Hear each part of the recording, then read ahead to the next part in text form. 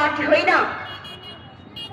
यो भाद्र 23 र 24 गतेको जेएनजी आन्दोलन, शहीदको रगत, घाइतेको पीडा र कैयौं आमा बाबाको आँसुबाट जन्मिएको राष्ट्रिय परिवर्तन पार्टी एउटा साझा घरको रूपमा रहेको छ।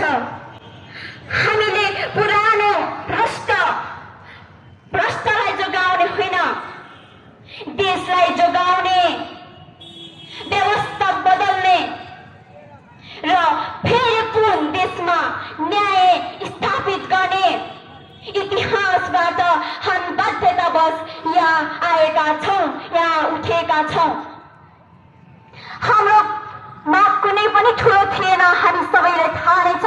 बस हामीले देशमा सुशासन चाहिन्छ भन्ने माग मात्र थियो, प्रत्यक्ष शासन प्रणालीको माग थियो। तर हाम्रो मागलाई सुनाइ भएन, उल्टै हामीमाथि ताती गोली प्रहार भयो। हामीलाई कुनै कुर्सीको लोभ होइन, हामीलाई कुनै पदको लोभ छैन।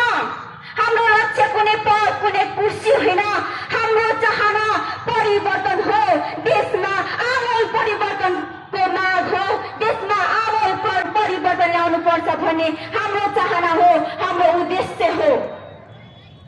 र अघि हाम्रो दाइले भनिसक्नु भएको छ र सबैजनाले भनिसक्नु भएको छ कि अबको यो हाम्रो देशको हालतमा, अहिलेको यो अवस्थामा हेर्ने हो भने सरकारले सेना प्रहरीको बढो भरमा परेर भए पनि देशमा चुनाव माहौल भित्राइरहनु भएको छ। र सञ्चार मन्त्रीले पनि अस्ति भर्खरै हामी सबैले अवगत भएकै कुरा हो, उहाँले हामीलाई सबैजनालाई उहाँले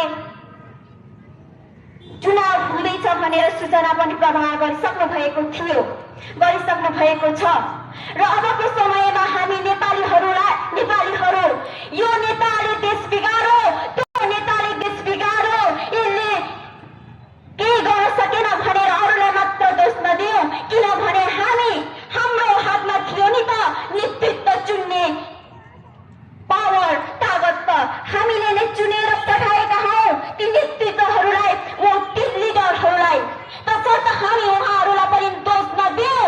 आफूलाई पनि आफ्नो छातीमा हात राखेर आत्मसमीक्षा गरौँ कि अबको दिनमा हामीले कि कसलाई भोट हाल्ने, कि कसलाई हामीले नेतृत्वमा पुर्याउने, कसलाई सत्तामा पुर्याउने भनेर हामी सबैजना सचेत हुनुपर्छ। अब हामी सारा नेपालीहरूको चेतना चाहिएको छ।